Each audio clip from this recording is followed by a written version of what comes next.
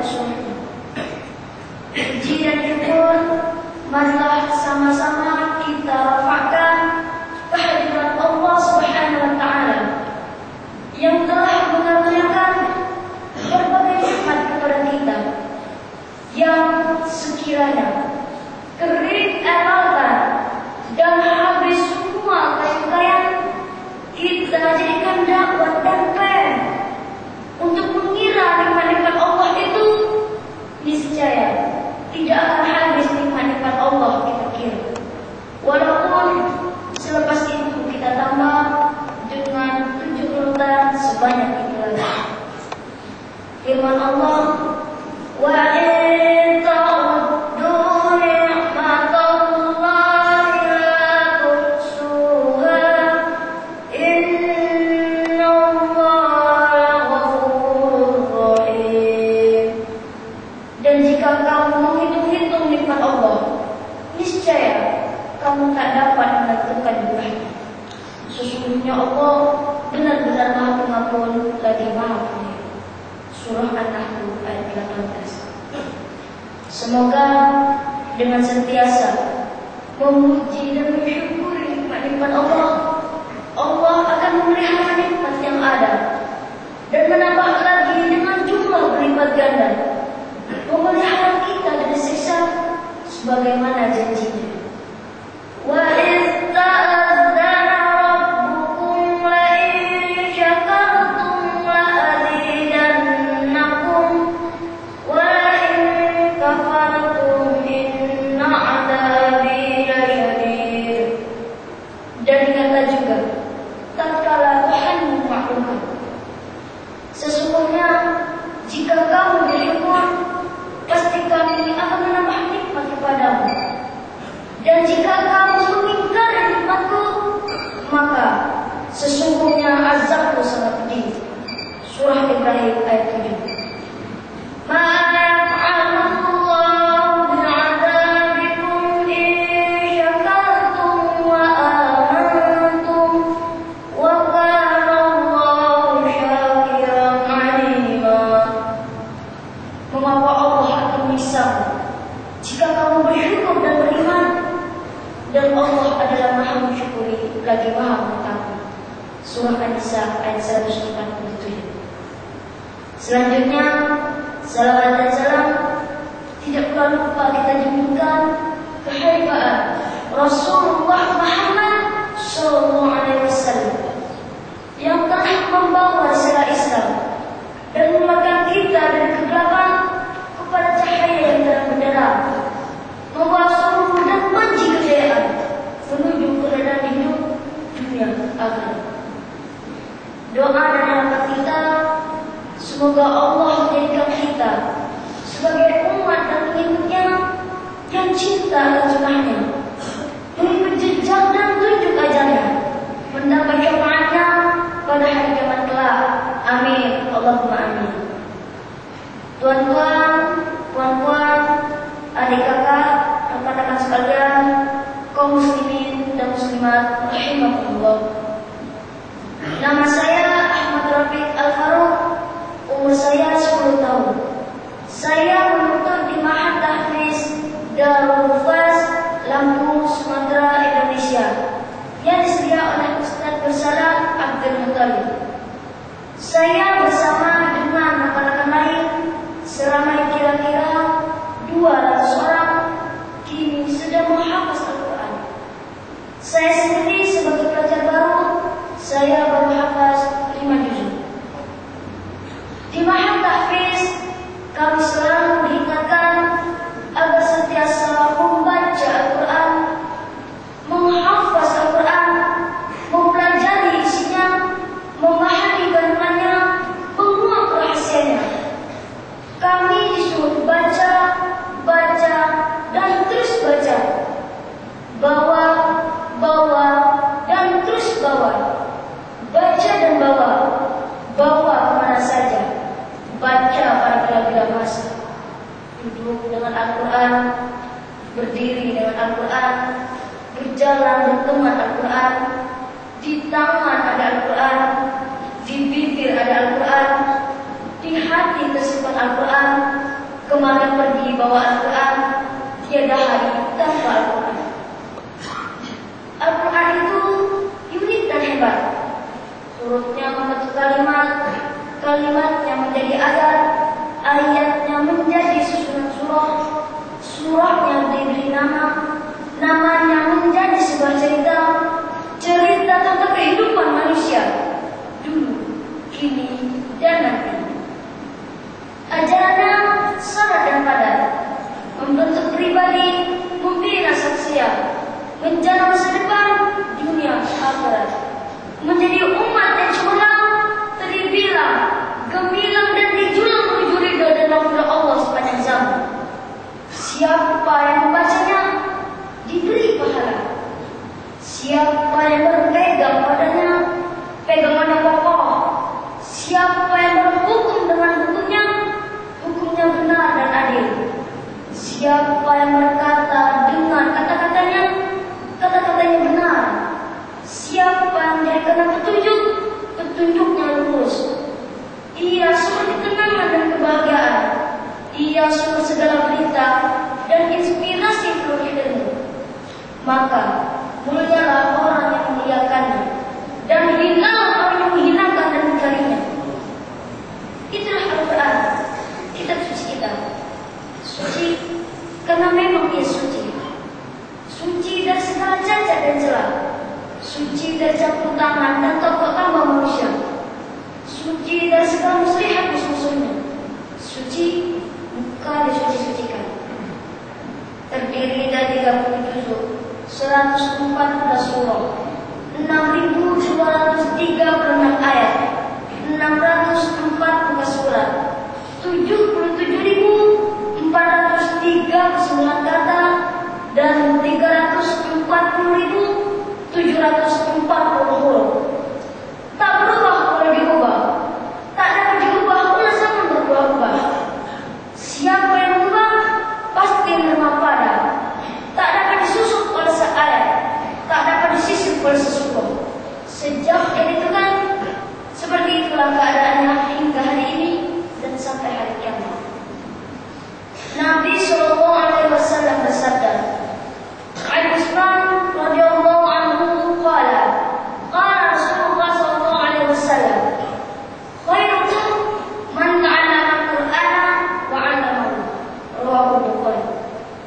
Dari Utsman radhiyallahu anhu berkata, Rasulullah SAW bersabda, sebaik-baik kamu adalah orang yang belajar Al-Quran dan mengajarkannya. Hadis riwayat Bukhari. Selama seseorang berada dalam dua keadaan, yaitu belajar Al-Quran atau mengajarkan Al-Quran kepada orang lain. Artinya, kalau dia belum tahu, dia belajar. Dan kalau dia sudah tahu, dia mengajar. Keduanya adalah orang yang paling baik di antara manusia yang baik-baik. Kalau adalah orang-orang yang baik, yang paling baik adalah orang yang sedang belajar Al-Quran atau orang yang sedang mengajarkan Al-Quran kepada orang lain. Di dalam hadis lainnya pun Nabi bersabda, Ibnu Mas'ud radhiyallahu anhu qala, qala Rasulullah sallallahu alaihi wasallam, man qara'a harfan min kitabillah falahu bihi hasanah wal hasanatu bi asyri amsalha la aqulu alif lam mim harfun walakin alif harfun wa lam harfun wa mim harfun. Rawahu Muslim. Dari Ibnu Mas'ud radhiyallahu anhu berkata, Rasulullah SAW bersabda, siapa yang membaca satu huruf dari Al-Quran, tiap-tiap hurufnya adalah hasanah, tiap-tiap hasanah 10 kali ganda. Aku tidak membaca alif lam mim satu huruf, tetapi alif satu, lam satu, dan mim satu. Hadis riwayat Muslim. Iqra'ul Qur'ana fa innahu ya'ti yaumal qiyamah syafi'an li ashabi. Bacalah Al-Quran karena ia akan datang memberi syafaat kepada para pembaca-pembacanya. Adapun pahala membaca Al-Quran dikira sebanyak bilangan huruf yang terdapat pada ayat yang kita baca. Kalau kita membaca Bismillahirrahmanirrahim, misalnya, berapakah pahalanya? Pahalanya dikira berapa banyak huruf-hurufnya dalam Bismillahirrahmanirrahim itu. Mari kita kira. Ba, sin, mim, alif, lam, ha, alif, lam, ra, ha, mim, nun, alif, lam, ra, ha, ya, mim. 19 huruf. Kalau setiap satu huruf pahalanya 10, maka 19 huruf pahalanya adalah 190. Itu pahala membacanya saja. Paham tak paham, mengerti makna ataupun tidak, tetap berpahala pada setiap huruf Al-Quran yang kita baca. Belum lagi kalau kita membaca Al-Quran di dalam salat, kita membaca Al-Quran di akhir mana pada salat tahajud, pahalanya berkali lipat ganda yang sangat besar. Belum lagi kalau kita membaca Al-Quran dengan memahami makna atau artinya, membaca Al-Quran dengan tadabbur. Subhanallah, selain pahalanya besar, kesan psikologinya sangat dalam. Jiwa kita menjadi tenang dan bahagia. Para malaikat akan menyembah-nyembahkan sayap kasih sayang dan tanda cintanya kepada orang-orang yang membaca Al-Quran, mendoakan mereka, mengaminkan doa-doa mereka, memohonkan rahmat dan maghfirah untuk mereka. Dan pada hari kiamat nanti, Al-Quran akan datang memberi syafaat kepada para pembacanya. Di saat orang ketakutan, Al-Quran datang menghibur. Di saat orang lain kepanasan, Al-Quran datang memberi damai. Jikalau kebanyakan orang lain kelaparan, kehausan, Al-Quran datang membawa makanan dan minuman. Jikalau kebanyakan orang lain kesempitan dan kesusahan, Al-Quran datang membawa kelapangan dan kemudahan. Alangkah ruginya orang yang tak membaca Al-Quran dan selalu beralasan tak punya masa untuk membaca Al-Quran. Rugi sekali. Rugi karena lepas peluang dari rahmat Allah. Buku-buku lain dibaca, tetapi Al-Quran tak dibaca. Rugi. Hari-hari dengar musik, tetapi Al-Quran tak dibaca. Rugi. Sibuk berniaga, tak sempat membaca Al-Quran. Rugi. Sibuk berceramah, tak punya masa untuk membaca Al-Quran. Rugi. Sibuk berpolitik, tak pernah membaca Al-Quran. Rugi. Pandai ilmu akademik, tetapi tak pandai membaca Al-Quran. Rugi. Pandai menyanyi, tetapi tak pandai membaca Al-Quran. Rugi. Boleh membaca Al-Quran, tetapi tak nak membaca Al-Quran. Rugi. Tak tahu membaca Al-Quran dan tak nak belajar membaca Al-Quran. Na'udzubillah. Rugi. Rugi, sangat rugi. Agar jangan rugi, marilah kita baca Al-Quran. Baca, dan baca.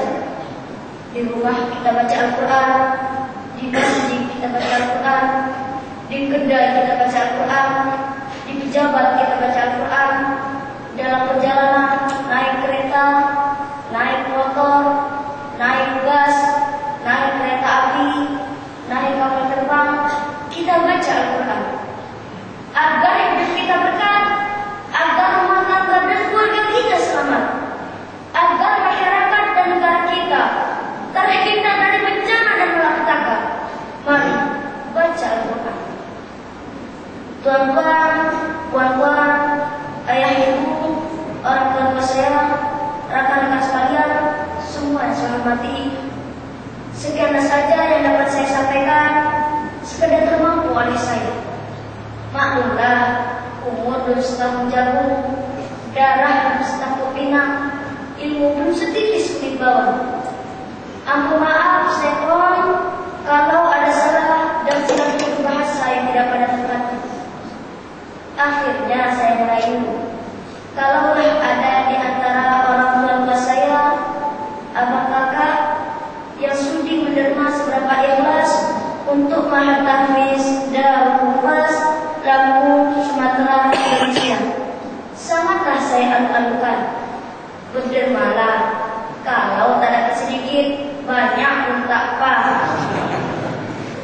Atau mungkin ada yang ingin mengajar salah seorang pelajar-pelajar tahfiz di Sumatera dengan mengambilnya sebagai anak angkat, membantu kos pembelajaran kami, biaya ulangan kami setahun 600 ringgit. Kami ada sebagai pelajar-pelajar itu. Bolehlah tuan-tuan dan puan-puan berhubung dengan pengurus kami yang berhadir pada malam hari ini. Billahi taufiq wal hidayah. Wassalamualaikum warahmatullahi wabarakatuh. Al-Fatihah. A'udzubillahi minasyaitonir rajim. Bismillahirrahmanirrahim. Alhamdulillahirabbil alamin. Arrahmanir rahim. Maliki yaumiddin. Iyyaka na'budu wa iyyaka nasta'in. Ihdinas siratal mustaqim. Shiratal ladzina an'amta 'alaihim ghairil maghdubi 'alaihim. Bismillahirrahmanirrahim. Alhamdulillahirabbil alamin. Wassalatu wassalamu ala asyrofil mursalin wa ala alihi wa sahbihi ajma'in. Ya Allah, ya Wahhab, ya Rahman, ya Rahim, kami menengadahkan tangan yang penuh kehinaan ini, memohon belas kasih dan rahmat-Mu. Ya Allah, kiranya Engkau ampunkanlah dosa kami dan dosa kedua orang tua kami. Rahmatilah mereka sebagaimana mereka memelihara dan menasihati kami di masa kami kecil. Ampunkan juga ya Allah dosa sekalian kaum muslimin dan kaum muslimat, sama ada yang masih hidup ataupun yang sudah mati, dengan rahmat-Mu ya Allah. Ya Allah, rahmatilah kami dengan Al-Quran. Jadikanlah Al-Quran sebagai pembimbing kami, petunjuk hidup kami, cahaya yang menerangi kegelapan kami, dan sumber kebahagiaan hidup kami. Ingatkanlah setiap ayat-ayat yang kami lupa padanya. Ajarkanlah ilmu-ilmu yang kami masih jahil di dalamnya. Jadikanlah Al-Quran bacaan kami sepanjang malam dan siang. Jadikanlah Al-Quran itu sebagai hujah kami, ya Rabbal Alamin. Jadikanlah kami anaknya soleh dan solehah yang berguna bagi kedua orang tua kami di dunia dan akhirat. Dan jangan Engkau jadikan kami anak-anak durhaka yang akan membebani orang tua kami di dunia dan akhirat. Berikanlah kami ilmu yang bermanfaat, yang dengannya kami dapat menempuh jalan yang lurus dan terselamat dari kesesatan. Ya Allah, balasilah setiap orang yang berderma dan berinfak di jalan-Mu, membantu kami untuk meneruskan perjuangan mengembangkan tahfiz Al-Quran. Balasilah setiap derma-derma mereka dengan surga dan keberadaanmu. Lapangkanlah rezeki orang tua kami, saudara-saudara kami yang telah dan akan tetap membantu kami pada malam hari ini. Rabbana taqabbal minna innaka antas samiul alim wa tub alaina innaka antat tawwabur rahim. Walhamdulillahirabbil alamin. Taqabbalallahu. Ada satu perenggan tadi yang cukup menarik tentang Al-Quran.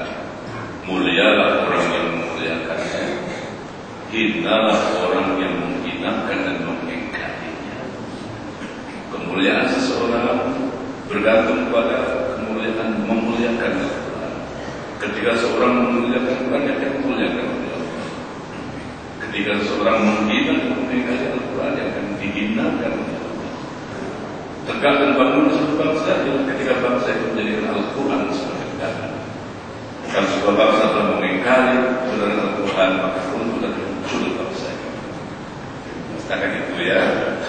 Kalau ada siapa yang ingin tadi itu cakap, mungkin terbalik gitu ya. Kalau tidak dapat menerima sedikit banyak pun tak apa. Ini terbalik buat kalau tidak dapat banyak sedikit pun tak apa. Ya. Jadi mudah-mudahan ada 200. Indonesia seperti tuan-tuan tahu ya, jumlah rakyatnya saja sekarang 220 juta. Dan di Sumatera barangkali satu Sumatera ini tuan-tuan tahu, satu Sumatera 3 kali semenanjung.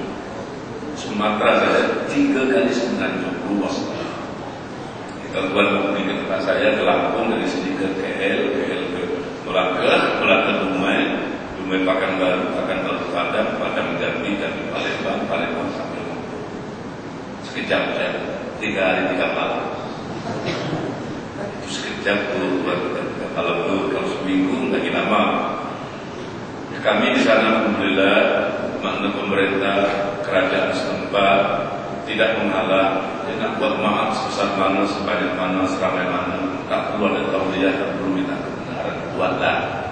Dia orang naskah tak halang. Cuman kalau nak cari, itulah cari sendiri. Itu sajalah kerajaan tak bagi bantuan. Maka tadi dikata kalau ada yang nak mengambilnya sebagai anak angkat, kita ajar. Dia tak punya anak yang hafaz Quran, tapi mungkin dia menajak anak yang diangkatnya sebagai anak angkat sama dengan anak kita sendiri, insyaAllah. 1 tahun RM600, maka jatuhnya sebulan RM50. Murah sangat. Kalau di Malaysia RM50 ini di pasar malam 1 beg plastik ya.